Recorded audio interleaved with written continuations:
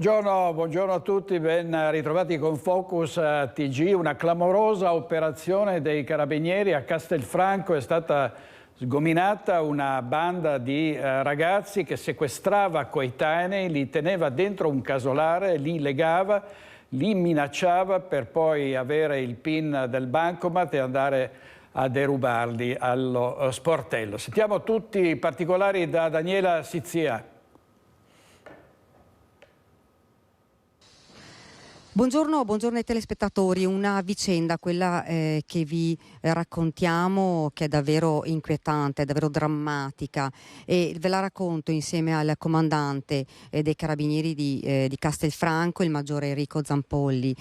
Una vicenda che è inquietante non solo per le modalità, ma anche per i tre che sono giovanissimi, che hanno commesso il reato. Sono un quindicenne e due ragazzi di 18, 19, 18, 20 anni. Il quindicenne è uno studente. Parliamo di sequestro di persona, parliamo di rapina aggravata, parliamo di lesioni. Una persona che è stata attirata, la vittima, in un casolare, comandante. L'intervento da parte dei carabinieri della compagnia Castelfranco Veneto, eseguito d'urgenza nel pomeriggio di sabato, è stato operato all'esterno di un casolare in stato di abbandono a Vedelago, dove nei giorni precedenti era stato notato un copioso andirivieni di giovani dall'interno del casolare stesso. Nell'occasione è stato dapprima controllato un giovane in sella ad una bicicletta, trovato in possesso di una tessera bancomat, delle chiavi di un'autovettura e di un portamonete con all'interno il codice del bancomat e una modica somma di denaro. Intuito la situazione, altri equipaggi dei carabinieri intervenuti sul posto hanno fatto irruzione all'interno del casolare, dove nel piano interrato è stato immediatamente individuato un uomo completamente immobilizzato, con nastro adesivo applicato alla bocca, alle braccia e alle gambe, e sopra di lui altri due soggetti parzialmente travisati, armati rispettivamente di coltello e storditore elettrico, che risulteranno essere poi i complici del giovane precedentemente individuato all'esterno, che avevano sottratto gli effetti personali, la tessera bancomat e le chiavi dell'autovettura alla vittima. Ecco, vittima che è stata anche picchiata. Grazie all'intervento effettuato appunto nell'immediatezza, nell'urgenza della drammaticità della situazione, la vittima è stata liberata ed è stata immediatamente condotta presso l'ospedale di Castelfranco Veneto, dove le sono state diagnosticate lesioni varie per una prognosi di circa 30 giorni. Ecco, comandante, come è stato convinto? Tramite, diceva, una chat? Sono in corso accertamenti a riguardo. Per ora abbiamo accertato che la vittima aveva da qualche giorno conosciuto su una chat uno dei tre aggressori, cercheremo di capire chi di loro in particolare, che aveva poi fissato con la vittima un appuntamento presso il casolare, dove una volta condotto all'interno con l'inganno è stato avvicinato dagli altri due complici travisati, che hanno poi materialmente perpetrato la rapina. Ecco, una scena che è drammatica anche per voi, vedere una situazione di questo genere. Sicuramente abbiamo da subito avuto la netta sensazione che il nostro intervento sia stato determinante, così come dalla stessa vittima confermato, per trarla in salvo, anche perché comunque i tre soggetti avevano già ripetutamente percosso il malcapitato, che appunto ha riportato le lesioni. Ecco, comandante, tre persone, tre ragazzini, perché possiamo chiamarli ragazzini, ma incensurati. Si tratta di due maggiorenni, di un minorenne, non conosciuti alla giustizia. La loro posizione è rispettivamente al vaglio della Procura della Repubblica presso il Tribunale di Treviso e la Procura della Repubblica presso il Tribunale per i minorenni di Venezia.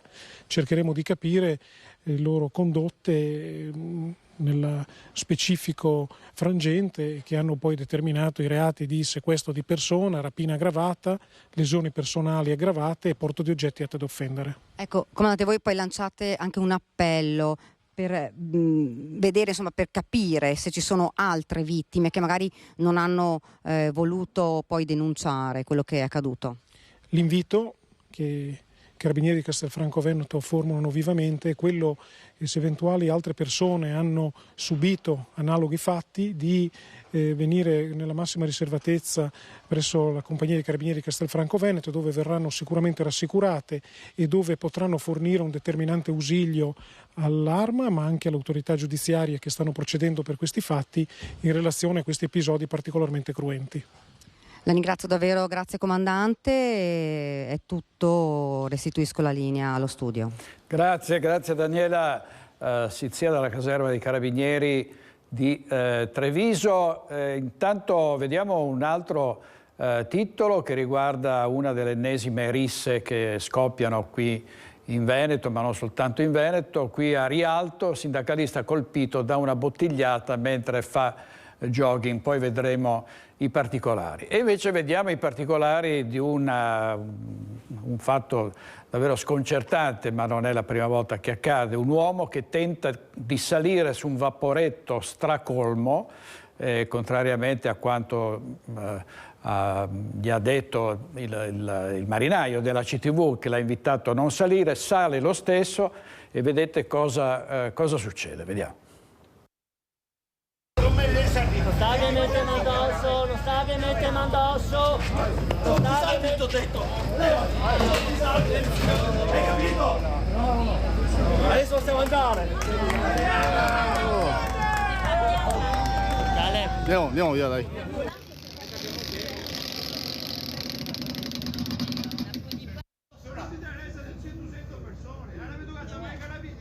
Mettendo addosso, non stavi mettendo detto. Hai capito? Adesso possiamo andare. Andiamo via, dai. Viene corsa. No, lasciamo, noi andare via, poi ne andiamo neanche.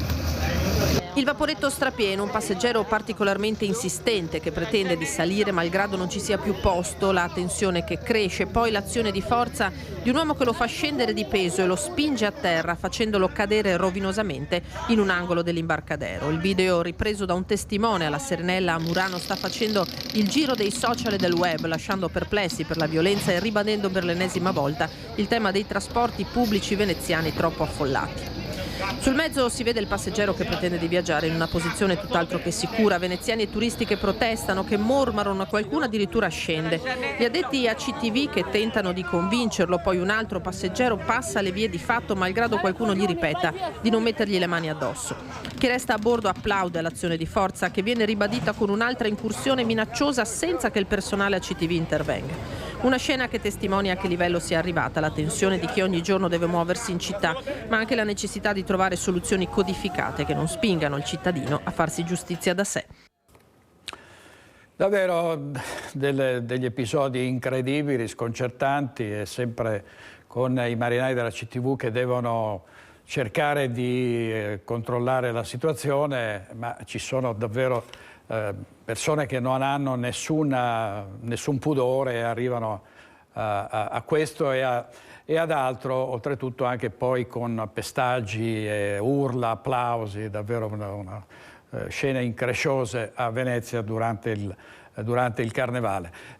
Ci sono stati, come sapete, lanci dalla cavalcavia della Pedemontana. Per fortuna un automobilista è stata colpita la macchina ma non ha subito danni, sono stati identificati i ragazzini, e poi ci sono anche i lanci delle uova. Vediamo il servizio da Treviso. Mettersi in mezzo alla strada di notte e lanciare uova sui parabrezza delle auto in corsa. Sarebbe questa l'ultima folle frontiera delle prove di coraggio tra bande di ragazzini lungo il Piave. L'ultimo episodio a Candelù, lungo la provinciale da Maserata verso Ponte di Piave. Qui in centro alla carreggiata, sullo spiazzo per lo svincolo verso la zona industriale, domenica notte dei giovanissimi avrebbero lanciato delle uova sulle auto in corsa per poi sparire nel buio. Colpiti almeno 2 veicoli che si sono immediatamente fermati, per fortuna senza nessuna conseguenza, ma con tanta paura per chi era alla guida, che tutto d'un tratto non ha visto più nulla davanti. Un fatto segnalato immediatamente alle forze dell'ordine e al sindaco. È un fatto assolutamente deprecabile, che non deve assolutamente ripetersi e che vorrei anche non fosse ridotto, come spesso capita, a una semplice ragazzata, una semplice bravata. Sindaco preoccupatissimo tanto per l'incolumità di chi è in auto, ma anche dell'incoscienza di questi giovanissimi che si mettono in centro strada col pericolo di essere centrati. Io mi metto nei panni dell'automobilista che improvvisamente si vede arrivare un uovo sul parabrezza e per quanto possa essere attento, disciplinato e magari esperto alla guida, basta un attimo di scarto, un attimo di panico, una qualsiasi cosa che possa essere, una bravata diventa un incidente stradale, magari anche grave con conseguenze gravi. Una preoccupazione per un livello più alto raggiunto da queste bande di giovanissimi che qualche mese fa avevano già utilizzato delle uova per altri fini. Mi sembra anche che qualcuno a Candelù abbia visto e abbia segnalato ragazzini, ed è probabile che sia effettivamente così, e mi viene in mente un episodio successo sempre nel nostro comune circa un mese fa, dove sempre ragazzini età 12-13 anni circa, erano 4 in quel caso lì, avevano imbrattato e lordato gli infissi e la porta d'ingresso dell'auditorium parrocchiale. Ecco, lì sono stati tutti individuati anche nel giro di un paio di giorni dalla nostra polizia locale, grazie alle telecamere di videosorveglianza. Ecco, dico a quei ragazzini, se mi ascolteranno, se ci ascolteranno, che sono stati responsabili dei fatti di Candelù, occhio che arriviamo anche a voi.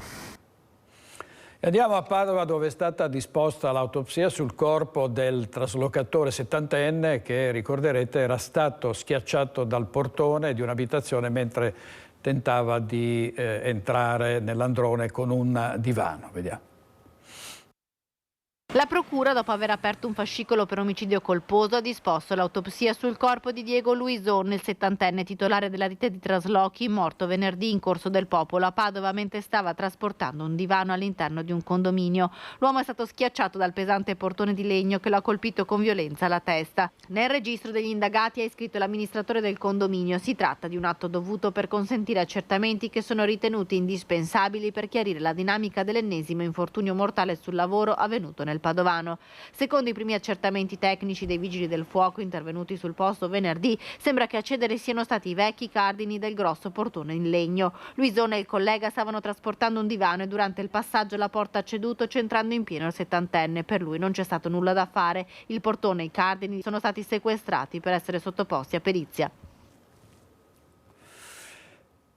Avremo tra poco un collegamento in diretta con voi Euganeo, dove c'è per noi Chiara Gaiani a 3 anni esatti dall'inizio della pandemia, il 21 febbraio del 2020. Ci collegheremo tra pochissimo. Intanto andiamo avanti con la cronaca. È stata data notizia del giorno in cui si svolgeranno i funerali di Angelo Zen, l'imprenditore 60enne di Romano Ezzelino che è morto in Turchia. Con la famiglia e assieme all'agenzia funebre si è deciso di fissare la data del funerale per giovedì pomeriggio. Si svolgeranno giovedì alle 15 nella chiesa di Fellette i funerali di Angelo Zen. Notizia che arriva a 2 giorni dal rientro in Italia della salma dopo quasi 2000 chilometri a bordo di un volo di Stato decollato dalla Turchia. Salma che dopo il funerale di giovedì pomeriggio sarà tumulata nel cimitero di Fellette. Ed è proprio qui, al cimitero di San Giacomo, che sabato pomeriggio è stata scortata dall'aeroporto Marco Polo di Venezia, la salma di Angelo Zen. Giorni di speranza, poi la tragica notizia twittata dal ministro degli esteri Antonio Tajani. Angelo Zen, 60enne tecnicorafo di Romano di Ezzelino, era sepolto da 10 giorni sotto le macerie dell'Hotel Saffron, dove alloggiava per un viaggio di lavoro. Viaggio, come racconta un amico, programmato all'ultimo minuto. In pochi infatti sapevano che Zen fosse in Turchia al momento del terremoto. Una tragedia questa che ha sconvolto 2 comunità. Una grande famiglia, infatti, quella di Zen, che si divide tra Fellette, casa della sua infanzia, dove vivono ancora oggi la mamma Luigia, il fratello e il figlio, e Maerne, dove risiedeva negli ultimi anni insieme alla moglie Patrizia. Famiglia che oggi chiede solo tranquillità. Tutto quello che avverrà da qui a giovedì sarà quello di garantire il massimo del supporto alla famiglia, l'ordine che potremmo garantire anche attorno alla chiesa e anche la necessità di collocare tutti coloro che verranno anche per un saluto dall'esterno, metterli insomma un po' più distanti proprio per garantire questa tranquillità, questo cordone di tranquillità alla famiglia. Abbiamo dato ieri la notizia della morte di una studentessa 23enne, morta in un incidente stradale a Vedelago. Era qui nel Veneto per il Carnevale ed è uno stillicidio, una serie interminabile di vittime della strada, anche perché c'è chi procede come sempre ad alta velocità. Vediamo il caso di un automobilista che è stato inseguito dalla polizia, gli è stata ritirata la patente.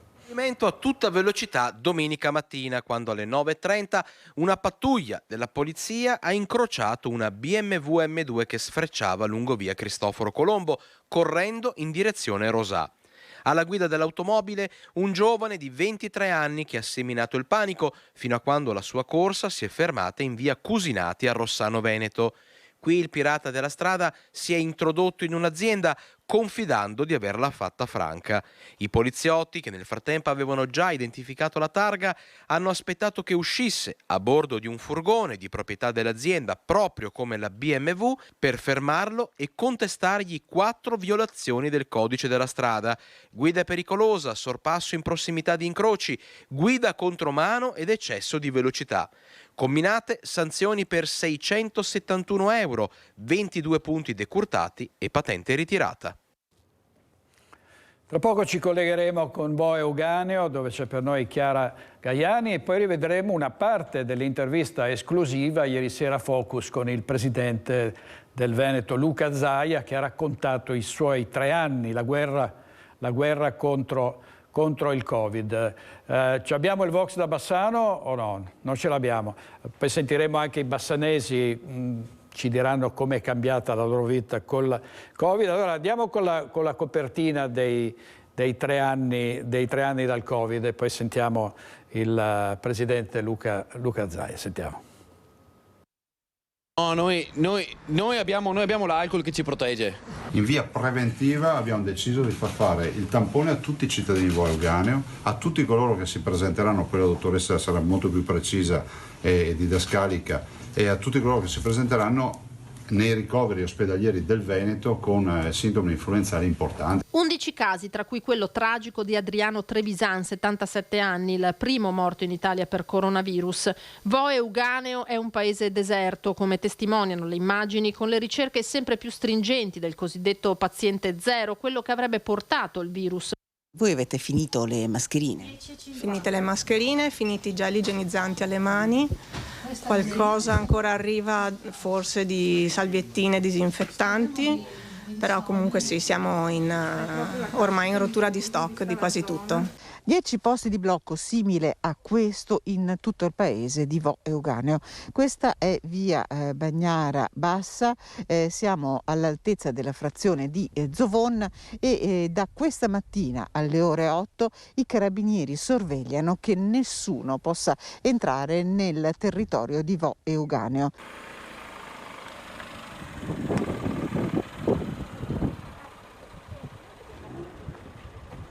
Stiamo andando a farli. E quanti ne farete oggi? Quelli che si riescono.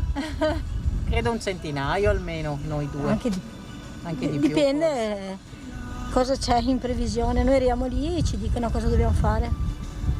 Dove andate esattamente? A Vo. Da sanitari abbiamo detto più volte, insomma, avete qualche preoccupazione a fare? Sinceramente no. Tra l'altro noi siamo volontarie, voglio dire, non siamo state obbligate. Io personalmente sono più preoccupato dei positivi non ammalati. Il caso di Vo è una situazione epidemiologica unica, nel senso che un'intera comunità è stata isolata, quindi e sono stati testati tutti. Attenzione, messaggio a tutti i cittadini.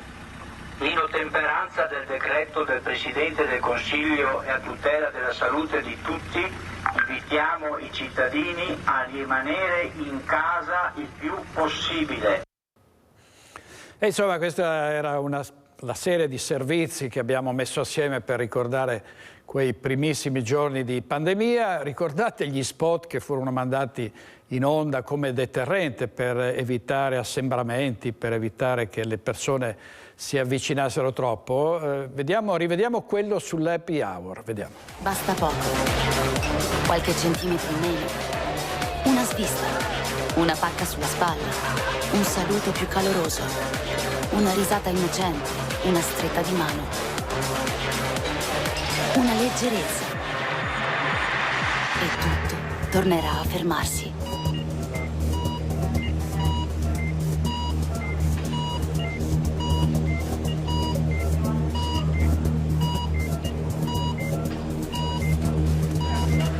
Covid-19 si combatte in ospedale, ma soprattutto fuori.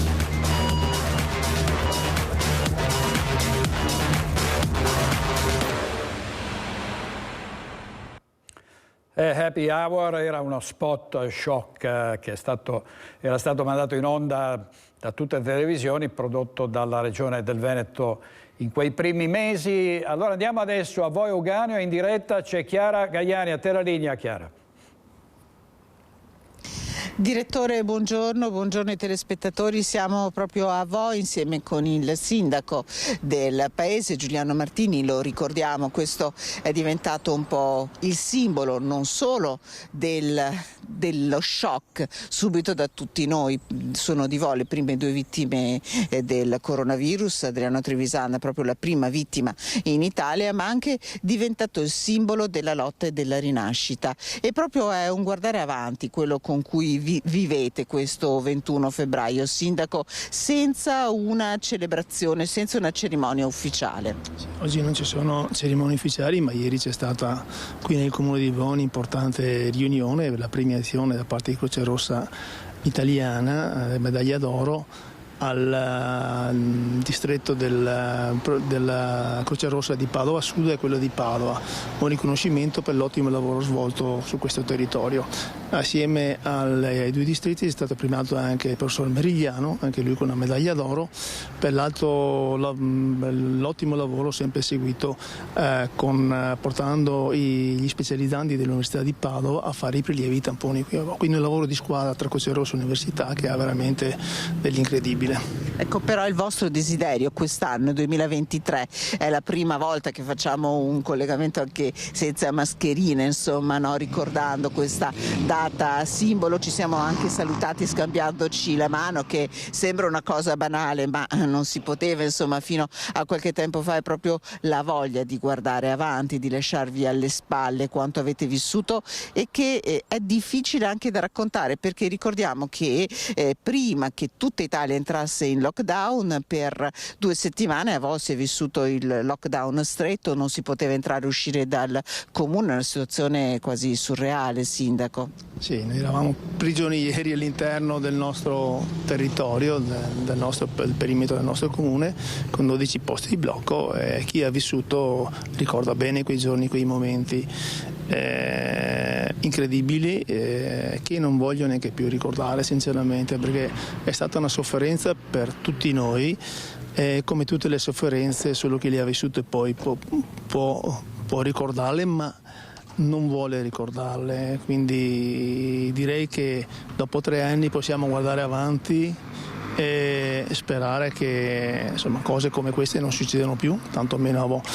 Noi siamo fiduciosi, vedo che le persone qui a Vo hanno imparato più e meglio di altri cos'è la prevenzione, cos'è farsi carico delle difficoltà delle persone bisognose. C'è stato veramente uno spirito di solidarietà che ha dell'incredibile. Ecco, grande lavoro di squadra e grande fiducia nella scienza. Vo è l'unico paese al mondo ad essere diventato davvero una grande città laboratorio nella lotta contro il Covid-19.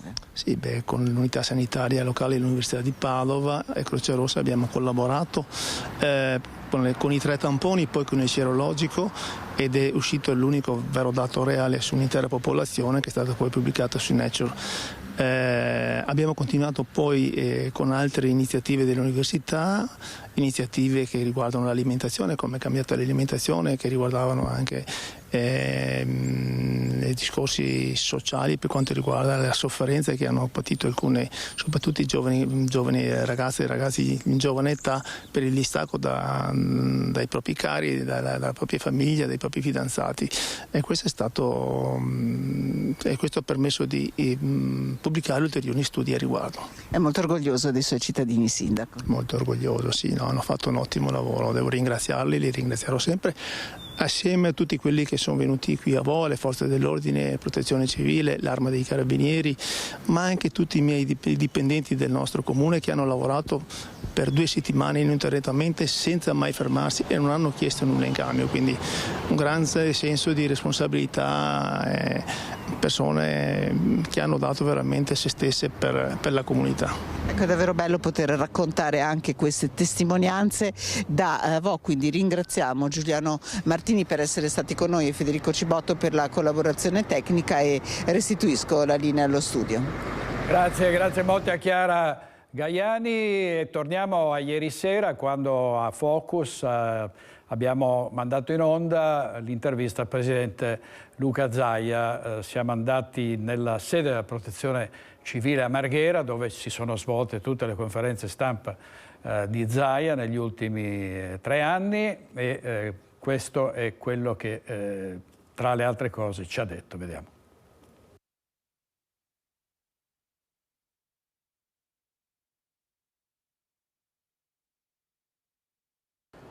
21 febbraio 2023, 3 anni dall'inizio della pandemia. In questa sala, la sala della Protezione Civile di Marghera, i giornalisti per mesi e mesi hanno intervistato il presidente della regione Luca Zaia. Presidente. Buonasera. Grazie molto per essere qui. Le dirò, grazie a voi per aver pensato di celebrare, si può dire, questo anniversario che è la fine di un incubo. Io spero che si possa dire che è la fine di un incubo, è la fine di qualcosa che non mai avremmo pensato di vivere.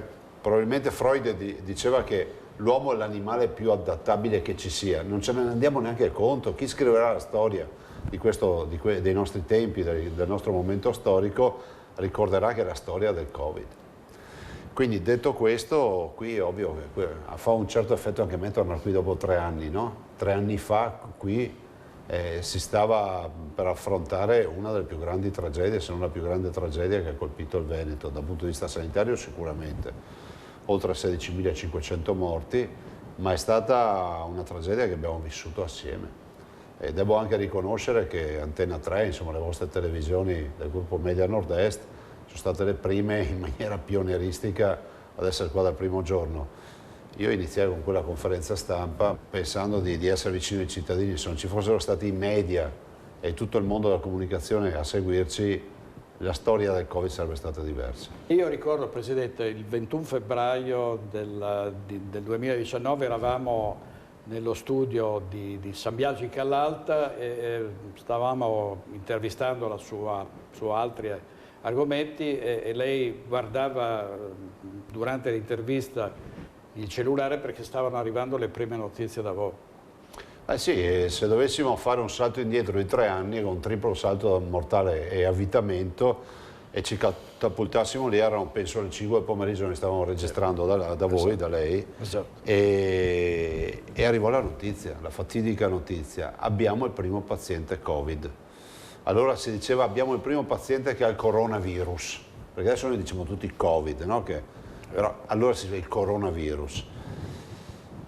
Noi eravamo preparati, ricordo fra l'altro che il Veneto era l'unica regione in Italia che aveva il piano pandemico, altro oggetto di grande discussione a livello nazionale se non internazionale. Eravamo già pronti perché il nostro piano prevedeva che nel momento in cui ci fosse stato il primo caso ci dovevamo riunire nell'ULSS di presenza di quel caso, in quel caso era Padova, Vo, ma perché il cittadino era residente a Vo, ma il cittadino si trovava, che era il signor Trevisan e un altro signore di Vo, fra l'altro 2 conoscenti se non ricordo male, si trovavano a Schiavonia, che è l'ospedale di riferimento. E ci siamo riuniti e devo dire, mi lasci dire una roba, direttore, certo. C'è una figura professionale che è quel medico che ha avuto l'intuizione, della quale non si parla mai. Non mi chiedo il nome perché non lo ricordo. E lì quei 2 pazienti a Schiavonia, nonostante le cure, nonostante le attività intensive per recuperarli in terapia intensiva, peggioravano sempre di più. A un certo punto questo giovane medico decide di dire: ma sono pazienti che peggiorano sempre di più, mica mai che hanno il coronavirus. È stata un'intuizione. L'intuizione manda i tamponi al nostro laboratorio di Padova e ne viene fuori che è coronavirus. Noi ci siamo riuniti quella sera presso la sede, gli uffici dell'ULSS di Padova, e lì poi ne sono scaturite le decisioni. Infatti quella sera chiesi subito: ma scusate, quanti sono i cittadini di Vo? Io ero lacunoso, non sapevo quanti cittadini avesse Vo. E la risposta arrivò da uno dei 10 dirigenti che ho lì, mi dice sono circa 3.500. Bene, e ho detto, vi do decreto e quindi su mia responsabilità firmo che si facciano i tamponi a tutti i cittadini di Vo. Apriti il cielo. E subito mi ha detto, guardi Presidente che lei rischia perché ci sarà la Corte dei Conti, perché l'OMS, l'Organizzazione Mondiale della Sanità, dice che il tampone lo si fa solo a chi è malato, ai sintomatici. Io ho detto no, noi vediamo cosa accade. E quella sera ho deciso 3 robe fondamentali. I tamponi a tutti i cittadini di Vo, e l'ho deciso io senza avere nessun consiglio da parte di nessuno. 2, chiudere l'ospedale di Schiavonia, perché quell'ospedale decretai subito che fosse chiuso, perché avevo ancora, diciamo, la presunzione di immaginare che, ma stupidamente fra l'altro, perché poi ne è venuto fuori un casino, che il virus fosse lì, lo ingabbio lì e finisce lì. Purtroppo non era così, forse anche un'ingenuità che c'era dettata anche da scarsa informazione che arrivava. E questo era Luca Zaia ieri sera in esclusiva a Focus. Andiamo un minuto in pubblicità e poi torniamo con altre notizie. Tra poco.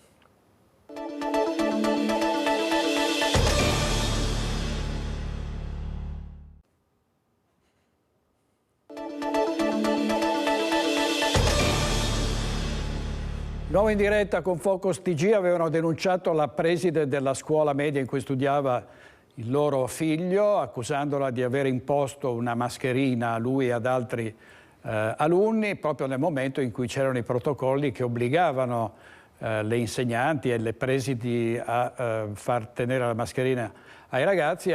Adesso il pubblico ministero ha chiesto per questi 2 genitori no mask di Padova una condanna a 2 anni. Vediamo.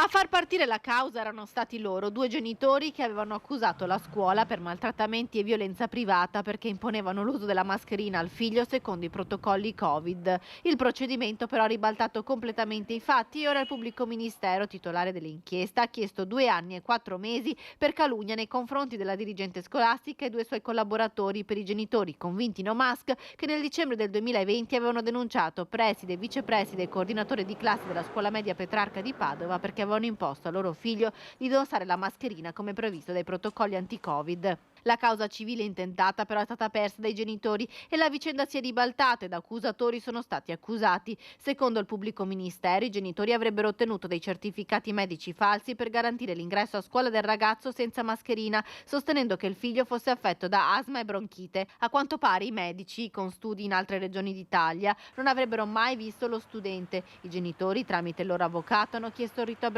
Il pubblico ministero ha chiesto per loro una condanna a 2 anni e 4 mesi. Il 29 marzo il giudice dovrà decidere. La preside e il suo vice di allora e il coordinatore hanno anche chiesto un risarcimento danni di 20.000 euro. Notizia arrivata pochi minuti fa, una donna è ricoverata in gravi condizioni all'ospedale di Verona dopo aver ricevuto una coltellata all'addome durante una lite con una conoscente. È avvenuto all'esterno di un bar di Borgo Venezia a Verona. Le 2 donne pare fossero entrambe alticce, dopo una rissa si sono poi affrontate ed è spuntato un coltello. Una delle 2 donne ha subito gravi ferite da taglio all'addome ed è attualmente ricoverata in pericolo di vita presso l'ospedale di Borgo Trento. Intanto proseguono le indagini per identificare il responsabile di un'aggressione dalle conseguenze devastanti con l'acido. La donna di Solesino che è stata aggredita si sospetta da un suo ex. Sentiamo. Lui pare avesse sempre respinto le accuse, ma ora l'ex marito della 52enne di Sant'Elena, vittima giovedì sera di una aggressione con l'acido sotto casa, è indagato per l'ipotesi di tentata deformazione dell'aspetto di una persona mediante lesioni permanenti al viso. Indaga la procura di Rovigo. Appena fuori dal condominio alla periferia di Sant'Elena, dove la signora viveva da pochi anni, restano i segni del gravissimo agguato sulla porta e sul marciapiede. La donna stava passeggiando quando all'improvviso qualcuno le ha gettato della sostanza corrosiva addosso e poi è fuggito. Le ferite riportate dalla 52enne, subito curata dai medici del 118 avvisati dai vicini che avevano sentito le sue urla, sono state ritenute guaribili in 60 giorni. Fortunatamente mani e viso erano coperti da sciarpa e guanti e le parti colpite sono state pochissime. Si parla allora di alcune abrasioni oculari. Fin dall'inizio l'ex compagno della donna aveva respinto tutte le accuse fornendo anche un alibi. Al momento dell'aggressione avrebbe detto ai carabinieri che sarebbe stato in casa della madre, di non sapere nulla, di non essere stato lui ad aggredire la sua ex. Sembra che i rapporti tra la donna e l'ex compagno si fossero interrotti da almeno 5 anni e da allora non sono mai stati buoni. Una ventina di giorni fa, inoltre, l'auto della donna era stata bruciata. Il Veneto è tra le prime 4 regioni d'Europa a rischio eventi climatici estremi da qui al 2050, lo dice il report mondiale di un'agenzia che calcola gli effetti economici sul patrimonio immobiliare e i territori. Intanto nella nostra regione le anomalie del clima stanno andando avanti. Vediamo il servizio. La bassa marea record di Venezia con i suoi canali e i rii in secca e le barche nel fango. La siccità che fa già paura e non soltanto in Polesine. Finora a febbraio mezzo millimetro di precipitazioni scese secondo ARPAV, quando il valore medio del mese è 60 mm e quello parziale della prima metà di febbraio di solito è 48 mm.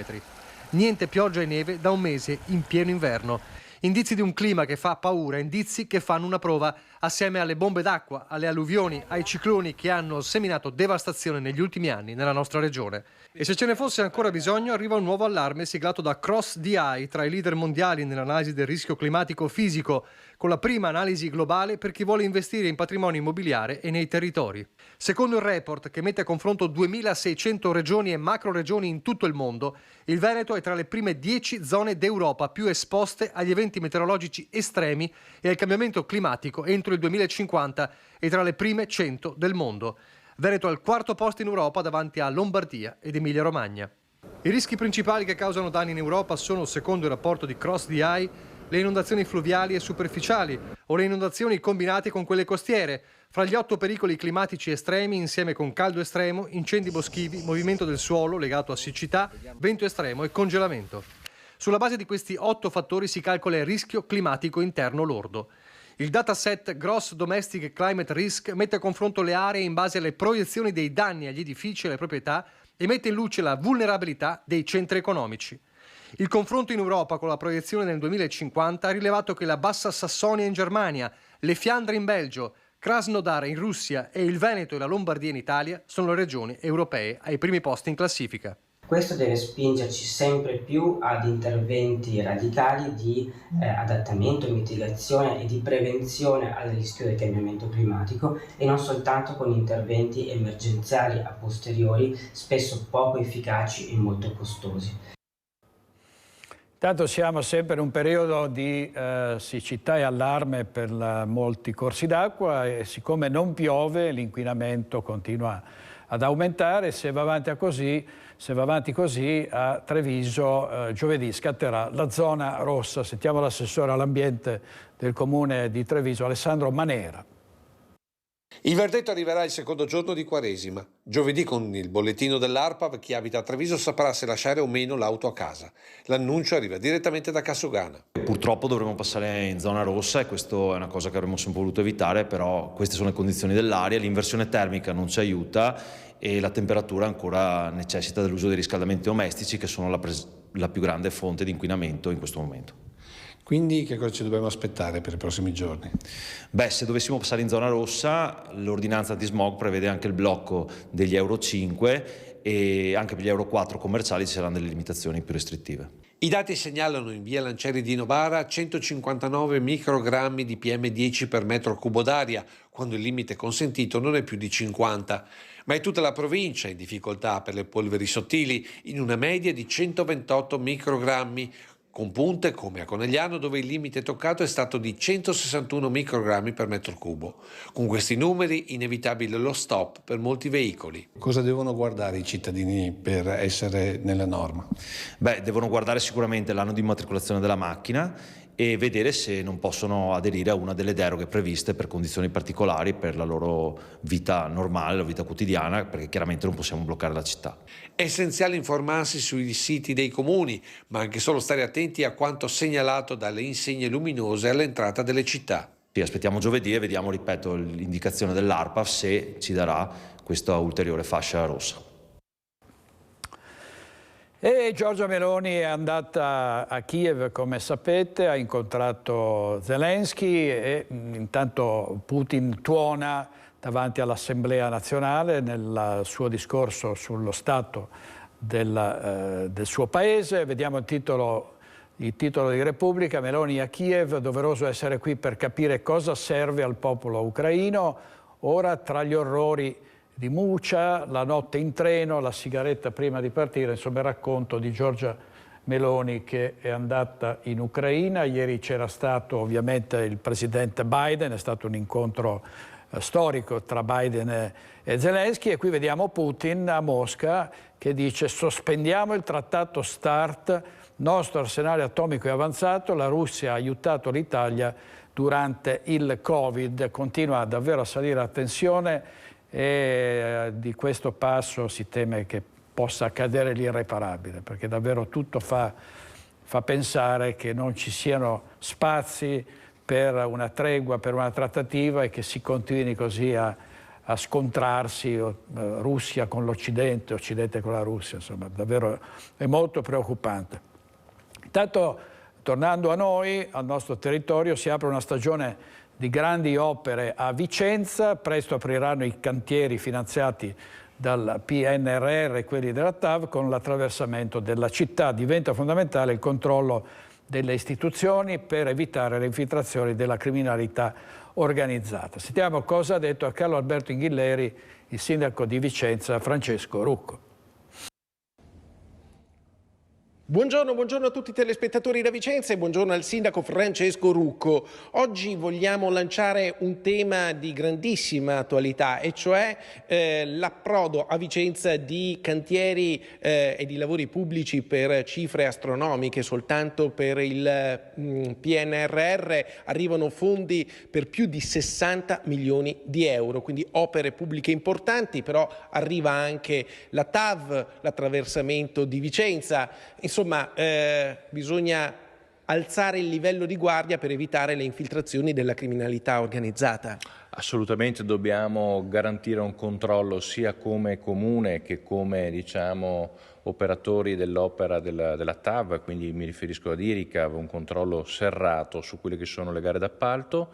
Come comune lavoriamo con la stazione unica appaltante della provincia di Vicenza, abbiamo già un accordo con la Guardia di Finanza, un protocollo di collaborazione a cui passiamo poi tutti i dati, tutti gli elementi necessari per i controlli molto puntuali che possano evitare le infiltrazioni. Quindi IRICAV, lo Stato, devono vigilare sui cantieri della TAV. Per quanto riguarda invece le opere del PNRR, tocca al Comune tramite appunto la stazione appaltante della provincia e quindi la Guardia di Finanza, questo accordo. Sì, un accordo fondamentale con la Guardia di Finanza, il Comune di Vicenza e la provincia di Vicenza, che abbiamo esteso poi un po' tutte le gare che arriveranno anche all'interno della stazione unica appaltante, che ricordo che fa centinaia di gare all'anno, ne fa praticamente una ogni 3 giorni e con risorse economiche molto importanti, molto cospicue, e quindi è giusto che ci sia un controllo serrato in accordo con la Guardia di Finanza. Insomma, nei prossimi mesi continueremo a parlare di questo argomento. Arriva una pioggia di soldi, più di 60 milioni di euro, lo ripeto, per le opere del PNRR, per cui soldi che fanno anche gola alla criminalità organizzata, e quindi massima attenzione da parte del Comune. Massima attenzione da parte del Comune, massima attenzione da parte della provincia e direi anche della Guardia di Finanza, che c'è del grande supporto e siamo a disposizione naturalmente per la gestione in assoluta trasparenza. Benissimo, ringrazio il sindaco di Vicenza, Francesco Rucco, e restituisco la linea allo studio.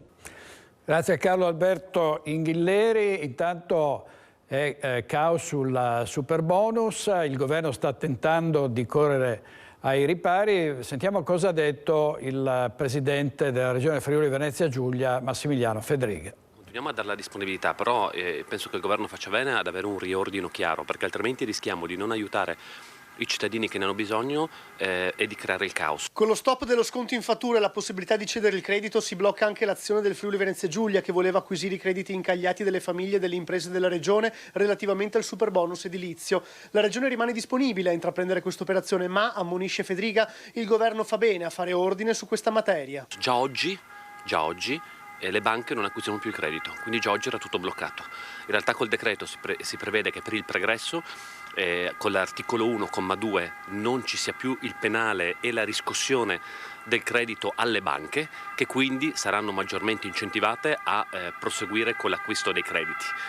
In prospettiva c'è la detrazione quinquennale e penso che ci saranno ulteriori miglioramenti del decreto durante la discussione in aula, che vada a considerare anche chi non ha una capienza sufficiente per la detrazione. Detto questo, quindi mi sembra che si cerchi di dare ordine a un caos che si era creato. E questo era Massimiliano Fedriga, intervistato da Gianluca Paladin della nostra redazione triestina. E sulla questione superbonus è intervenuto anche Luigi Susin come rappresentante dei termoidraulici di Confartigianato e anche come esponente di Fratelli d'Italia. Sentiamo. Mi ha chiamato anche ieri un impresario che ha 4 milioni e mezzo di crediti in portafoglio, diciamo, sul cassetto fiscale, e mi dice: Luigi, trovami qualcuno che compra il credito perché io diversamente posso fallire. Di chiamate così in questi giorni ne sta ricevendo diverse Luigi Susin come presidente della categoria termoidraulica di Confartigianato, che interviene nella partita superbonus nella duplice veste di imprenditore e di responsabile economico di Fratelli d'Italia, tra i primi e forse tra i pochi ad essere stato sin da subito critico nei confronti del 110%. Conosco il sistema, ho avuto modo di lavorare anche con altre misure che sono state dopo fallimentari. Scetticismo che lo aveva portato a proporre ai padri del superbonus alcune indicazioni. Le aziende che lavoravano nel 110% fossero aziende iscritte in Camera di Commercio almeno da 5 anni. 2, che il 110% fosse applicato solo ed esclusivamente per le prime case. 3, che venisse comunque preso in considerazione l'ISEE. Sapevamo, spiega l'esponente di Fratelli d'Italia, che il decreto approvato in Consiglio dei Ministri sarebbe stata una decisione impopolare, ma se le scelte impopolari servono al Paese, vanno comunque prese. Io sono abbastanza convinto che questo meccanismo, questo sistema del 50 e 65% comunque venga ripreso e rivenga messo in campo. Io sono convinto che il 65% è già un contributo molto importante, ma ti permette di fare in modo che l'utente, il cittadino, metta dei soldi propri, e questo ti permette di avere un controllo sui materiali, un controllo sul lavoro e un controllo sulla qualità e la gestione del cantiere. E insomma, sul superbonus si sta discutendo moltissimo, il governo pare voglia cambiare il decreto, pare sia già stato deciso di ripristinare lo sconto in fattura per i redditi bassi, la cessione dei crediti dovrebbe comunque valere per le operazioni già in essere. Sentiamo cosa dicono i vicentini, siamo andati a sentire i cittadini, vediamo. Era facile forse prevedere che una volta dato il superbonus 110, cioè più di quello che costava, man mano i costi sarebbero lievitati e quindi quelli sarebbero andati sulla collettività. Vicentini critici con il vecchio governo a conduzione Partito Democratico e Movimento 5 Stelle. Il superbonus, come era stato architettato, non poteva funzionare. Dare incentivi per carità, e vuoi forse, ma noi 110, addirittura che guadagni il 10%.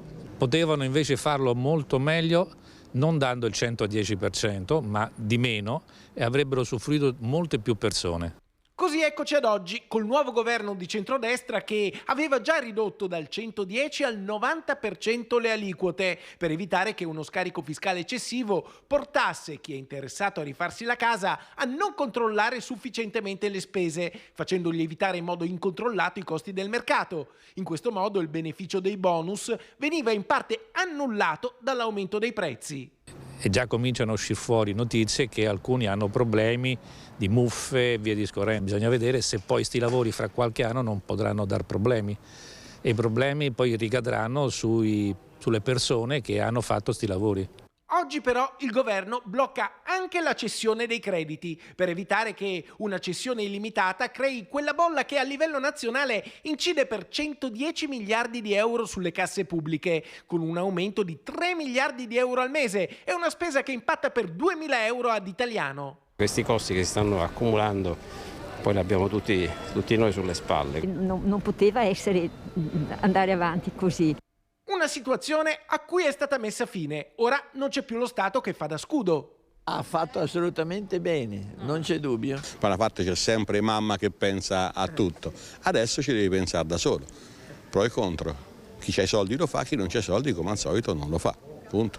E in effetti ora si ridurrà anche l'interesse degli italiani a eseguire i lavori sulle loro abitazioni. Sì, perché bisogna fare più sacrifici. Di conseguenza il mercato diminuirà sensibilmente, mettendo a rischio tantissime imprese con ricadute anche sui posti di lavoro. Molte aziende chiuderanno perché è veramente una cosa insostenibile. Ma è una follia, non si rendono conto di cosa vanno incontro. Cioè, vuol dire mettere in ginocchio un settore fondamentale come edilizia. È veramente una sciocchezza. Adesso il governo è chiamato a trovare la giusta misura, da una parte non danneggiare le aziende e le famiglie, dall'altra tutelare i conti pubblici e sciogliere i crediti incagliati. Adesso sicuramente il governo farà delle scelte, credo, adeguate, almeno così sembra che stia agendo. E si sta facendo di tutto per tenere in vita l'artigianato, le botteghe artigianali, per formare nuovi artigiani. Vediamo cosa ha pensato di fare l'assessore Roberto Marcato in questo servizio dalla Giudecca di Venezia. Noi crediamo che l'artigiano sia uno degli elementi di forza della nostra economia, non solo perché sono oltre 122.000 le imprese artigiane del Veneto, quindi voi capite, stiamo parlando di realtà piccole. Imprese che rappresentano circa 1/3 dell'economia veneta e che devono continuare a vivere. Un modello che va preservato. Il Veneto nel 94% delle aziende ha meno di 9 dipendenti. L'iniziativa che abbiamo presentato oggi del maestro artigiano con la presentazione del logo ci auguriamo possa avvicinare sempre di più i giovani alle nostre attività, alle nostre botteghe. C'è il problema di dar valore al lavoro manuale che non è sufficientemente valorizzato, non è stato sufficientemente valorizzato nel tempo. Quindi riteniamo che questa iniziativa possa essere importante anche per questa finalità. Tappa importante quella della presentazione del logo maestro artigiano, ma soprattutto quella di continuare un progetto già avviato dalla Regione e costruito con le associazioni artigianali per portare avanti il saper fare. Trasmettere ai giovani le competenze. Manca personale, manca soprattutto personale capace. Il lavoro c'è, il bisogno di lavoro artigianale, quindi del saper fare, il manuale, c'è continuamente. Il tema del personale è un tema strutturale dell'economia del nostro paese e del nostro Veneto, e su questo si deve porre l'attenzione, perché le crisi poi passano, ma i problemi come quello della ricerca del personale restano, e il maestro artigiano va su questo fronte. Bene, siamo quasi in pubblicità, abbiamo però tempo per dare un altro servizio. Da Bassano del Grappa ci sono polemiche a non finire sul progetto del Genius Center. Vediamo e poi andiamo in pubblicità e dopo avremo gli ospiti. Si torna a parlare del Genius Center e ancora una volta il cratere dell'ex polo Santa Chiara erutta polemiche a non finire. Il Comune si appresta a far spendere ai bassanesi 20 milioni di euro senza attivare un reale percorso di coinvolgimento nella città. Abbiamo un problema, quello del Polo Museale Santa Chiara, e la maggioranza cittadina, Elena Pavan, dice: facciamo un leasing. Proprio il sistema scelto dall'amministrazione comunale, ovvero il cosiddetto leasing in costruendo, con affidamento della struttura ai privati, ha suscitato molte perplessità nella politica cittadina. 20 milioni di euro che graveranno sulle tasse dei cittadini bassanesi. E non è tutto, perché in commissione era emersa come scadenza per la presentazione dei progetti e dei documenti la fine di gennaio, data ampiamente scaduta. Questa cosa qui la vedo quasi come positiva, forse non se ne fa niente. Speriamo, come tante altre proposte dell'amministrazione Pavan. Il PD ricorda come il vice sindaco Roberto Marin se ne sia andato sbattendo la porta anche a causa del progetto del Genius Center. Abbiamo un vice sindaco, Marin, che si è dimesso dicendo: avevate detto che erano 11 milioni di euro e invece secondo me, secondo le carte che ho io, sono 20. Questo progetto dov'è? E soprattutto Elena Pavan in campagna elettorale non ha mai parlato di fare una terza piazza a nord delle esistenti, quindi serviva attivare un percorso di coinvolgimento della popolazione.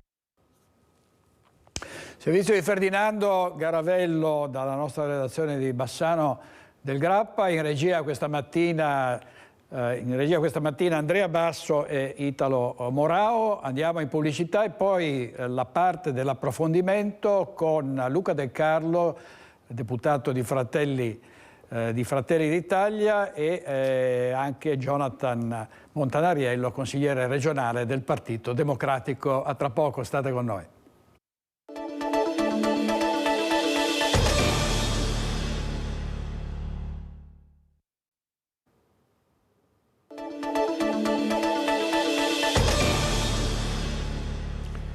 Le 13.02 è il momento dell'approfondimento con gli ospiti a Focus TG. Ringrazio molto l'onorevole Luca De Carlo di Fratelli d'Italia. Buongiorno onorevole, grazie per essere qui con noi. E il consigliere regionale del Partito Democratico Jonathan Montanariello. Buongiorno Montanariello, buongiorno. Buongiorno direttore, buongiorno a tutti.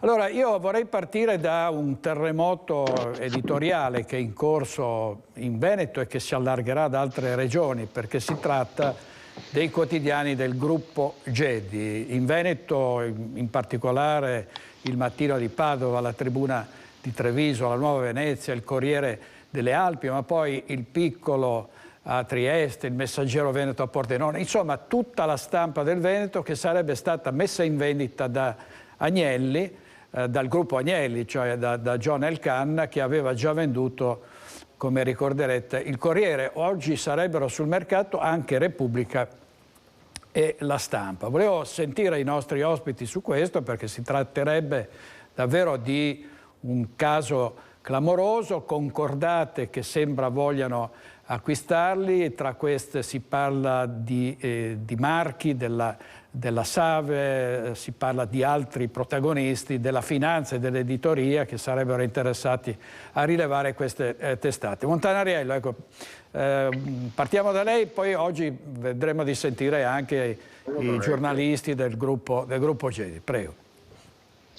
Ma sicuramente, direttore, non può non destare preoccupazione l'incertezza che grava non solo sul futuro di queste testate giornalistiche venete, ma in parte anche di altre, insomma, non solo del gruppo Gedi, da quello che si incomincia a percepire in giro.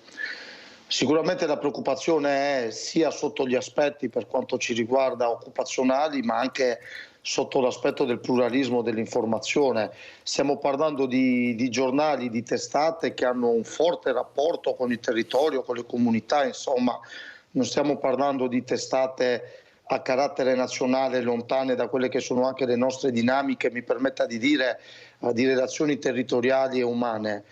Sicuramente ci troveremo sempre più spesso, purtroppo, di fronte a questa situazione, perché la crisi dell'editoria è molto profonda, insomma, sia per quelli che sono in qualche modo i costi dei materiali che aumentano, sia per quella che è la diminuzione delle copie vendute. Quindi io credo che su questo, come è avvenuto già nella parte del governo Conte 2, dove c'erano altre testate giornalistiche che hanno subito anche delle crisi, c'erano delle vere e proprie situazioni ingarbugliate, mi permetto di dire. Il governo, ricordo, c'era come sottosegretario con la delega all'editoria un veneto, Andrea Martella, e ricordo che quella volta sono intervenuti. È chiaro che non è facile, nessuno ha la bacchetta magica, però va riconosciuto che un intervento delle istituzioni in questi momenti è doveroso, perché non solo parliamo di posti di lavoro, ma insomma anche di qualcosa caro a noi e alla nostra Costituzione, ovvero la pluralità dell'informazione, che deve essere il più possibile ampia, variegata e, come in questo caso, con un legame territoriale, quindi di primo livello sotto alcuni aspetti. E noi abbiamo titolato È la stampa bellezza, ricordando un celebre film con Humphrey Bogart, L'ultima minaccia, direttore di un giornale che si oppone a chi vorrebbe mettere la mordacchia al suo quotidiano e gli dice alla fine: è la stampa bellezza. Vediamo la scena. Vediamo questa scena. Chi? Registra la telefonata.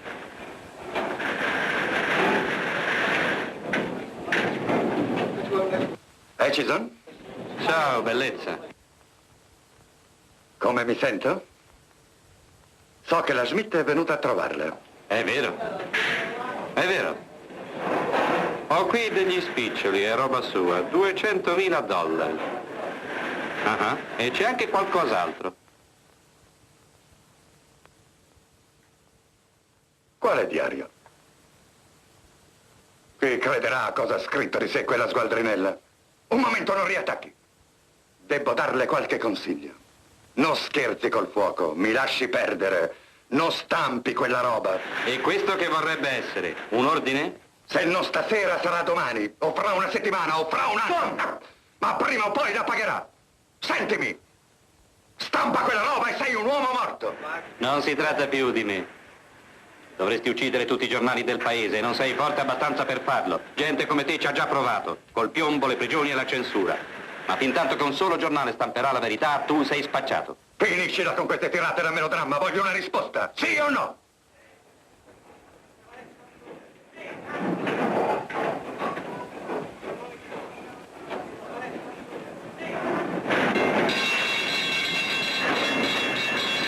Sì o no?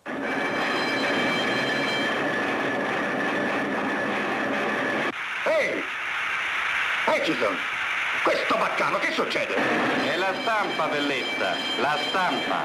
E tu non ci puoi far niente, niente. Vabbè, it's the press, baby, and you can do nothing about it. Questo era l'originale, la stampa bellezza. De Carlo, questo ovviamente era un film, oggi la realtà è molto diversa, non ci sono molti editori indipendenti, ma rimangono gli appetiti.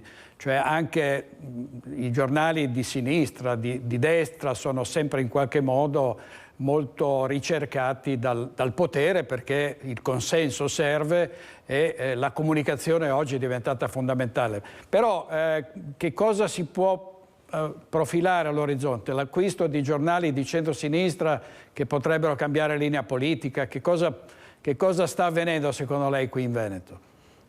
Beh, intanto, direttore, complimenti per l'inglese, primo. Secondo, lo dico da edicolante, cioè da proprietario di edicola, non vendo un quotidiano nella mia edicola ad una persona che abbia un'età inferiore alla mia, e cioè 50 anni. Segno che forse l'editoria tradizionale è un po' in crisi già da un po', e quindi è vero che insomma siamo nel libero mercato ed è evidente che settori, anche seppur strategici, come potrebbero essere e sono quelli dell'editoria, cambiano proprietà.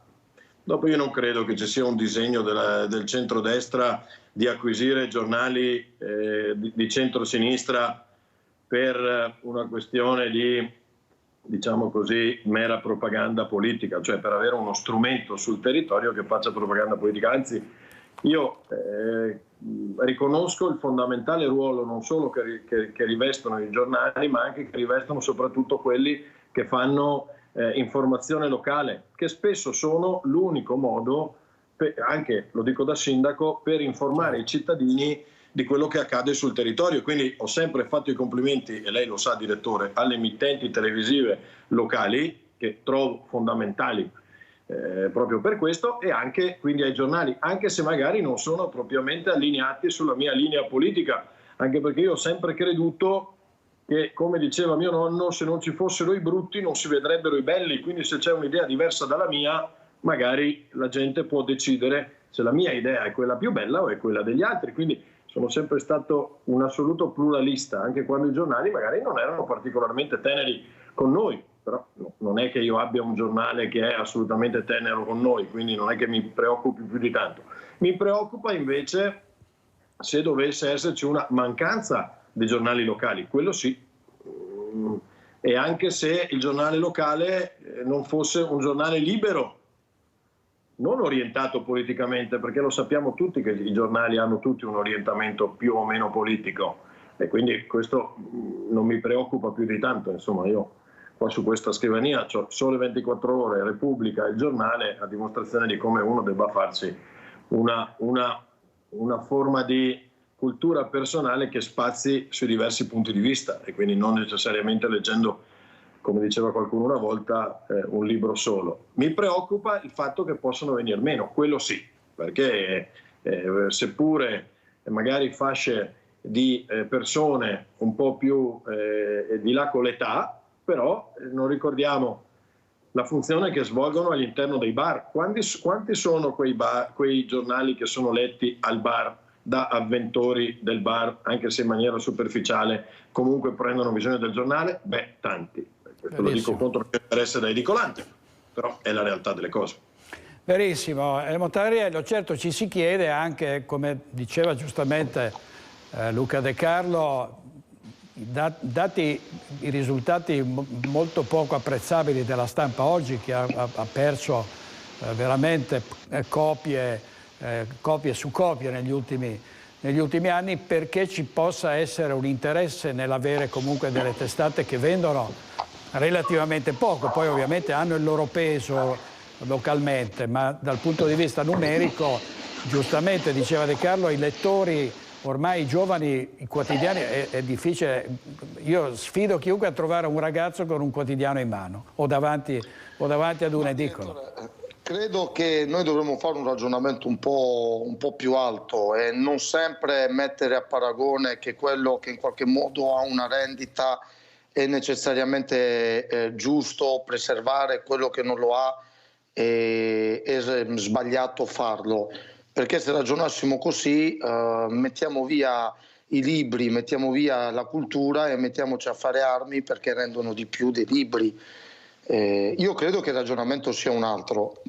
Lo diceva prima anche il senatore De Carlo nel suo ultimo passaggio: un giornale messo in un bar può informare centinaia di persone, quindi io non starei statisticamente su quelli che sono i numeri. Un giornale messo su una saletta di sosta di lavoratori autoferro-tranvieri lo leggono 1000 autisti che vanno a bersi nei loro 5 minuti di caffè, che dopo leggono solo il titolo perché devono scappare via, ma è un'informazione, se gli interessa se la vanno poi a ricercare magari su internet. Così come dobbiamo dire che la prima cosa che facciamo la mattina tutti, anche il sottoscritto, è quella, quando passi davanti ai giornalai, vedere quello che c'è nelle locandine esposto fuori. Quindi sono parte della nostra cultura, parte della democrazia, parte comunque di un'informazione importante, direttore, perché voglio dire, noi dobbiamo mettere in rete le cose. Non è che se tu elimini i giornali e magari vai tutto quanto solo sul web rimane la stessa qualità per quanto mi riguarda di informazione che c'è ora, perché ovviamente devi seguire a quello che è un ridimensionamento di quella che è la forza, diciamo, lavoro, di stare sul territorio di un giornale e quant'altro. È ovvio che io sono consigliere comunale da circa 15 anni e i nostri primi passi sono stati con il giornalista locale nel chiamare, nel fare denunce di quello che non va bene o nel coinvolgere i propri cittadini in battaglie che uno si sente di fare e mettere in campo. Cioè eliminare quel pezzo di stampa cartaceo non è solo quel pezzo di stampa cartaceo, è una cosa molto più grande che sta dietro un circuito anche di relazioni, di notizie che arrivano, di giornalisti sul territorio, di colpi d'occhio che arrivano sulle locandine. Allora ci sono tante cose da noi che vengono tutelate pur non essendo prettamente ottimali sotto l'aspetto di guadagno economico. Cioè, voglio dire, non è che i musei, se dovessimo tenere i musei aperti, solo quelli che vanno in attivo, forse 3/4 li chiuderemmo. Io dico che la stampa deve essere sicuramente sotto alcuni aspetti rivista, perché il mondo sta cambiando, sono d'accordo con chi lo diceva prima, però secondo me deve rientrare all'interno di quelle cose da tutelare. Cioè, voglio dire, mettiamo tanti soldi per cose in Italia che molte volte servono a poco se non a nulla, dobbiamo andare proprio a toccare la libertà di informazione. Ma non c'è dubbio, cioè le testate di qualsiasi genere siano... Vanno difese. Scusi Montanello, dobbiamo collegarci con Treviso perché alle 14:30 ci sarà la sfilata dei carri per il Carnevale. In collegamento, in diretta, Lucio Zanato, lo vedo col sindaco Mario Conte. A te la linea, Lucio. Buongiorno direttore, buongiorno ai telespettatori di Rete Veritas. Sono con il sindaco Mario Conte, sono con il sindaco e le chiavi della città. Perché sindaco, cosa succede qui adesso? Perché oggi, in nome di Franco Grespan, che ci ha ricordato anche questa tradizione della nostra città, e quindi abbiamo voluto ricordarlo proprio rispolverando questa tradizione, e ringrazio il gruppo folcloristico trevigiano, oggi di fatto, solo per oggi, il sindaco darà le chiavi della città, quindi cederà le redini della città alla regina e al re Carnevale. È una tradizione molto antica che era stata trascurata, ma in questo Carnevale, che è quello della ripartenza, del dopo pandemia, dove stiamo invitando davvero tutta la comunità a partecipare a questa festa di Carnevale, abbiamo voluto rispolverare anche questa tradizione, e quindi in questo momento io cedo le redini della città solo per oggi alla regina e al re Carnevale. Ecco, mentre vediamo questa immagine, direttore, ricordiamo che sono 19 i carri che oggi sfileranno dalle 14:30 con partenza da Piazzale Burchiellati e arrivo in Piazza Duomo attraverso Porta Santi 40. È attesa molta gente e chi non può venire in città potrà vederlo attraverso il gruppo Media Nord-Est. Sì, ci tengo davvero tanto a ringraziare il gruppo Media Nord-Est, in particolare Lucio, Nicoletta e poi tutti coloro che stanno lavorando. Ricordo che i giornalisti fanno parte di quella categoria che insieme alle forze dell'ordine e ai sanitari oggi, mentre noi ci divertiamo, stanno lavorando. Ma c'è il direttore Baccialli collegato? Volevo capire, ma direttore, lei oggi da cosa si veste? Perché aspettiamo di vederlo in maschera. Io ho delle maschere da giornalista, ho quella di Feltri, Zorro, quella di Vespa, magari mi metto una di quelle, non so, Costanzo, rimango giornalista ma con la faccia di un altro. Allora direttore, cosa facciamo? Avremo un Vittorio Feltri o un Maurizio Costanzo in giro per la città? Chiede il sindaco. Sì, no, abbiamo, secondo, adesso vedo un po' come a seconda di come vanno le cose, metto la faccia di Feltri piuttosto che quella di tanti giornalisti di cui ho la maschera fatta da un mascherer veneziano bravissimo, tragicomica si chiama, per cui parteciperò volentieri. Ecco, quindi avremo il nostro direttore che si maschererà da Vittorio Feltri oppure da Maurizio Costanzo. Avremo insomma dei grandi giornalisti insieme a un grande giornalista in giro per la città per anche documentare sotto mentite spogli, mettiamo così, la sfilata di Carnevale. Avviso il re Carnevale che ci sarà questo personaggio che si aggirerà nella città. Io sarò a divertirmi, quindi insomma il problema è tutto del re Carnevale. Però mi fa piacere, quindi direttore, cercherò la sua figura tra i 100.000 che oggi saranno in città. Mi sembra quasi una minaccia, direttore, io non dico altro. Ci sarò. Voglio solo riempirlo di coriandoli, ci tengo a precisare. Ci saremo. Grazie sindaco, grazie Lucio. A presto, buon Carnevale. Grazie, direttore. Seguiremo in diretta ovviamente tutta la sfilata dei carri. Grazie davvero a Mario Conte. Andiamo avanti con l'approfondimento. Abbiamo Luca De Carlo e Jonathan Montariello. Dobbiamo dare la pubblicità. Torniamo subito con Luca De Carlo tra poco.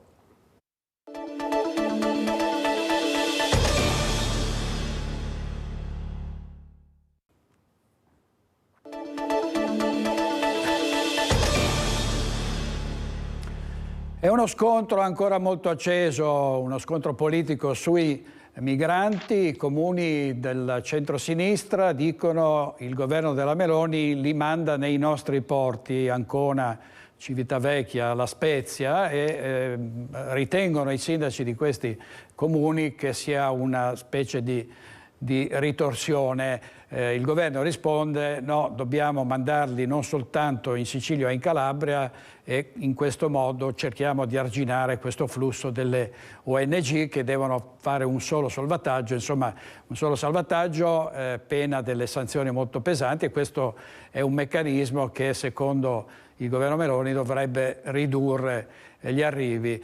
Però ecco, onorevole De Carlo, continuano ad arrivare, ci sono sbarchi da piccole e grandi imbarcazioni, non solo le ONG. Rispetto a questa polemica dei comuni di centro-sinistra, come pensa che dobbiate rispondere? Non rispondo neanche a certe baggianate, perché mi sembra evidente che anzi, tra l'altro, poi se fosse veramente così, e non è così, dove sarebbe il problema dei colleghi di sinistra? Se loro credono nell'accoglienza, perché non dovrebbero accollarsi i migranti? Invece non è proprio così, è che dobbiamo decongestionare i centri della Sicilia che indipendentemente dal colore politico oggi si stanno sobbarcando assolutamente tutta queste ondate, che sono tra l'altro dovute al fatto che le ONG continuano a girare liberamente, ma non solo, il clima consente in questo periodo gli sbarchi, mentre normalmente con un inverno più rigido queste cose non accadono, per cui abbiamo una sorta di, ogni anno abbiamo avuto una sorta di tregua. Dopodiché, ripeto, io credo che questo sia un tema che vada affrontato a livello europeo, dimenticando e tralasciando le baggianate ancora relative a chi dice no, ma l'accordo di Dublino l'ha sottoscritto il centrodestra. L'accordo di Dublino, ripeto ancora una volta, riguarda quelli che sono definiti rifugiati, cioè quelli che hanno già lo status non immigranti, secondo quale, secondo noi, dovrebbero occuparsi l'intera Europa, non solamente l'Italia, fungendo sostanzialmente da porto, non solo da porto d'attracco, ma anche di smistamento di tutti questi migranti. Chiaramente e ovviamente abbiamo lavorato su questo, il leader Meloni ha lavorato su questo anche in occasione degli ultimi consigli europei. Dobbiamo e abbiamo delle resistenze degli altri d'Europa, delle altre nazioni d'Europa che fanno sì, i tolleranti sì, ma sempre con diciamo così, con il fondoschiena italiano, perché insomma alla fine siamo da soli a sobbarcarci spesso, se non altro la via del mare, questo problema. Credo che invece sia un problema che vada affrontato a livello europeo, ma scevri da ideologie o quant'altro. Sappiamo tutti che si è acuito il problema soprattutto africano con la crisi del grano e il fatto che fosse scarsamente a disposizione.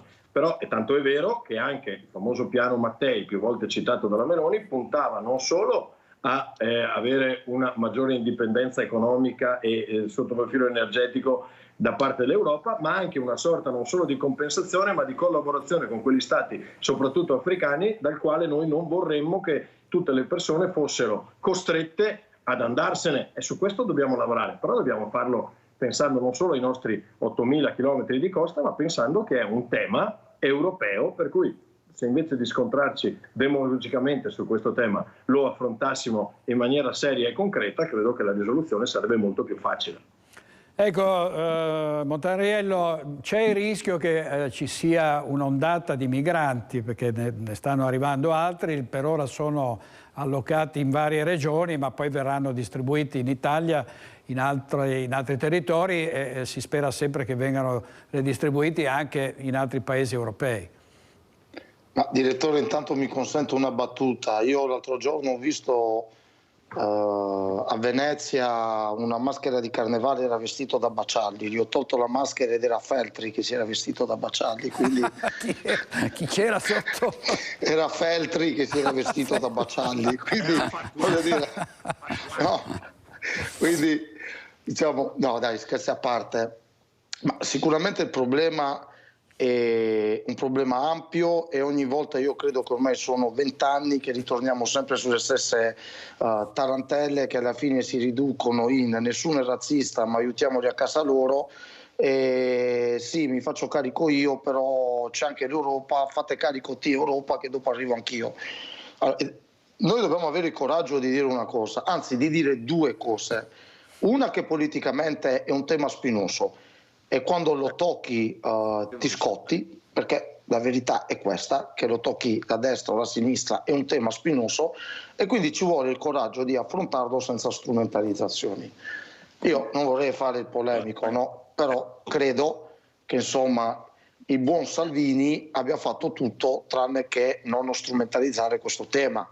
Cioè, uno dopo può essere di destra o di sinistra, ma se ci inventiamo che Salvini non ha strumentalizzato questo tema dai fini elettorali alle azioni di governo a quant'altro, quindi voglio dire, credo che quello è il modo e lo strumento più lontano con cui affrontare un tema così spinoso.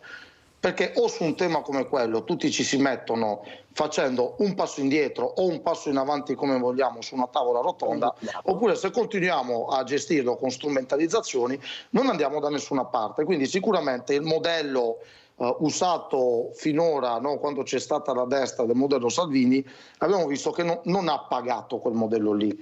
Così come un tema europeo, certo che è un tema europeo, però per riuscire a parlare con l'Europa deve avere un peso. Per avere un peso in Europa non puoi pretendere che su alcuni temi ti giri dall'altra parte, su altri fai un passo in parte e dopo invece quando devi trattare certi temi, no, vai in Europa e chiedi pari dignità a tavola, perché altrimenti va a finire che facciamo la fine che abbiamo fatto quando si è fatto l'incontro sull'Ucraina Macron, che hanno fatto l'asse franco-tedesco, st'altro è arrivato con il leader inglese e noi siamo andati il giorno dopo a vedere se la tavola era sparecchiata bene, andando a dire che qualcuno attaccava l'Italia. Perché quindi dobbiamo avere il coraggio di dire che anche in Europa il peso va conquistato e va guadagnato, perché non è una questione solo di politica, in Europa è anche una questione di come ti comporti tu nei rapporti con l'Europa. L'Europa ci ha dimostrato che poco gli interessa che ci sia la destra o la sinistra, gli interessa i rapporti che tu hai quando stai in Europa. Quindi questo è un tema. Due, mi permetta di dire, direttore, sì. Non è che noi questo tema qui pensiamo di non affrontarlo una volta per tutte ed è come nascondere la polvere sotto il tappeto, domani viene un altro e la raccoglie. Perché se noi vediamo, non è questo sicuramente il momento di analizzare certe cose, ma lo diceva prima il senatore in altre diciamo formule, ma abbiamo di fronte due situazioni che vanno assolutamente valutate. Uno, ciò che sta accadendo in quel continente, e quante parti di quel continente, se noi andiamo a vedere, sono soggette a desertificazione nei prossimi 9 anni, e ti fanno capire che uno se deve scegliere, cioè non è che vengono tutti qui per andare in vacanza, c'è qualcuno che sceglie se morire di sete da una parte o morire annegato provando a salvarsi la vita, perché c'è anche, no? c'è anche questo da dire, cioè io sono un papà. Io penso che non è che sono tutti sconsiderati quei papà che salgono su un'imbarcazione con il proprio figlio sapendo che è più facile morire che vivere. Forse sei talmente disperato dal fatto che per un raffreddore muori, muori di sete, non hai cibo, e che piuttosto che vedere tuo figlio morire tenti di dire la provo a salvarlo. Allora, se noi non pensiamo che dall'altra parte del Mediterraneo sta succedendo questo, gli sbarchi non li fermerà mai nessuno, perché questi montare su una nave... Cosa? No, dobbiamo chiudere perché siamo arrivati Chiudo. Montare su una nave per queste persone vuol dire andare incontro a un'opportunità di salvezza, giusto o sbagliato, ci sono casi e casi, sicuramente ci sono anche lì persone che vengono per opportunismo e che però non possiamo pensare che si risolve con la ghigliottina un tema così delicato. Grazie. Altrimenti chi c'è stato negli ultimi 20 anni ha sbagliato non riuscendolo a risolverlo, e parliamo di destra e sinistra. Grazie molte a Jonathan Montanariello, consigliere regionale del Partito Democratico, e all'onorevole Luca De Carlo di Fratelli d'Italia, anche sindaco di Calalzo. Vuole aggiungere una battuta? No, semplicemente... per ricevere lezioni di europeismo da chi ha fatto i camerieri di Francia e Germania per gli ultimi 10 anni è quantomeno abbastanza particolare.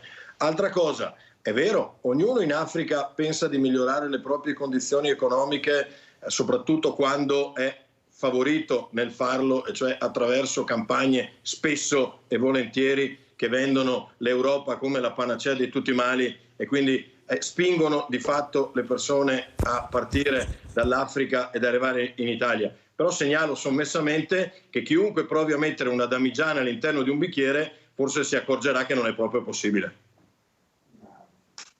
Grazie molte ai nostri ospiti, arrivederci, ci vediamo domani alle 12 in punto, Focus TG, e stasera ovviamente con Focus alle 21:15. Buona giornata, arrivederci.